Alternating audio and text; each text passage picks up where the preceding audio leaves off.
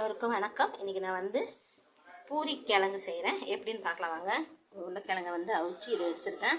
இதை தோல் உரிச்சிட்டு நம்ம இதை மசிச்சு வச்சுக்குவோம். கொஞ்சமாக ரொம்பலாம் மசிக்க வேணாம், கொஞ்சமாக நம்ம கையால் அப்படி பிசைஞ்சு எடுத்துக்கலாம். அதுக்கப்புறம் நான் வெங்காயம் எடுத்துருக்கேன், கருவேப்பிலை எடுத்துருக்கேன், பச்சை மிளகா உங்களுக்கு தேவையான அளவு பச்சை மிளகா எடுத்துக்கோங்க.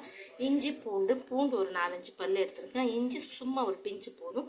தக்காளி வந்து சின்ன சைஸ் தக்காளி, ஒரு தக்காளி போதும். அதுக்கப்புறம் நம்ம எண்ணெய் ஊற்றிக்கிறோம். எண்ணெய் ஊற்றிட்டு கடுகு போட்டுட்டு கொஞ்சமாக கடலப்பருப்பு போட்டுக்கிறோம். பட்டாணி இருந்தால் கடலப்பருப்பு போட தேவையில்லை, அதனால் கொஞ்சமாக கடலப்பருப்பு போட்டுக்கிறோம். கடலப்பருப்பு போட்டுட்டு கொஞ்சம் பெருசீரகம் போட்டுட்டு இஞ்சி பூண்டு போட்டுட்டு அதுக்கப்புறம் பச்சை மிளகா போட்டுட்டு அதுக்கப்புறம் நம்ம கருவேப்பிலை வெங்காயம் போட்டு வெங்காயம் நல்லா வதங்கட்டும். வெங்காயம் ஓரளவுக்கு வதங்கணும், ஒரு 80% வதங்கினா போதும். வெங்காயம் நல்லா வதங்கினதுக்கப்புறம் நம்ம தக்காளி போட்டு வதக்கிக்கிறோம். தக்காளி போட்டு வதக்கும் போது கொஞ்சமாக நம்ம மஞ்சள் தூள் போட்டுக்கிறோம். மஞ்சள் தூளை போட்டுட்டு அதுக்கப்புறம் நம்ம உருளைக்கிழங்கு எடுத்து அதில் போட்டு தண்ணி நம்மளுக்கு தேவையான எந்த அளவுக்கு திக்னஸ் வேணும் அந்த அளவுக்கு நம்ம தண்ணியை ஊற்றி அதை நம்ம ஒரு 2 கொதிக்க வச்சுட்டு நம்ம கொத்தமல்லி தழை போட்டு இறக்கணும்னா நம்மளோட பூரி கிழங்கு ரெடி ஆகிடும். காட்டுறேன் பாருங்கள். அவ்வளோதாங்க, நம்ம பூரி கிழங்கு ரெடி ஆயிடுச்சு. நான் வெங்காயம் தக்காளி வதங்கும் போதே கொஞ்சமாக லைட்டாக உப்பு போட்டிருந்தேன். நீங்கள் நீங்களும் போட்டுருந்தீங்கன்னா அப்புறமா அதுக்கப்புறம் நம்ம தண்ணி ஊற்றுனதுக்கப்புறம் டேஸ்ட்டு பார்த்துட்டு நீங்கள் உப்பு போடுங்க. அதிகமாக உப்பு ஆகிட போகுது. அவ்வளோதான், முடிஞ்சுது. நம்மளோட பூரி கிழங்கு ரெடி ஆயிடுச்சு. நீங்களும் ட்ரை பண்ணி பாருங்கள், நல்லாயிருக்கும்.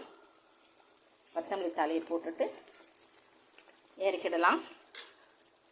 இதுக்கு இன்னும் கொஞ்சம் நம்ம ஒரு சீக்ரெட்டு சொல்கிறேன். இதில் நம்ம வந்து ஒரு 1/2 டீஸ்பூனு அரிசி மாவு நம்ம தண்ணியில் கலந்து நம்ம விட்டோம்னாக்கா நம்மளுக்கு வந்து அது டேஸ்ட்டு ரொம்ப நல்ல டேஸ்ட்டு கொடுக்கும். ஹோட்டலெல்லாம் அப்படி தான் செய்வாங்க. நம்மளோட பூரிக்கிழங்கு ரெடி.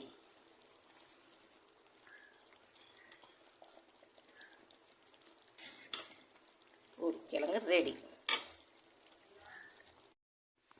பூரி ரெடி ஆகுது.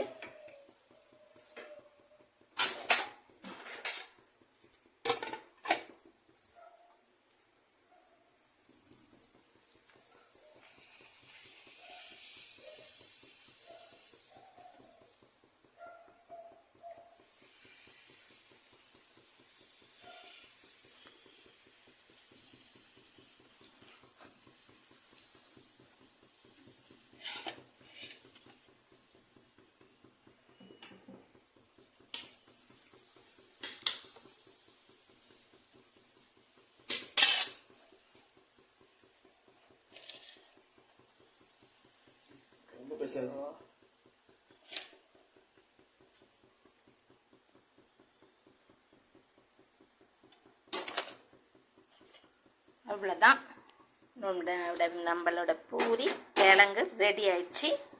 நீங்களும் ட்ரை பண்ணி பாருங்கள், சூப்பராக இருக்கும்.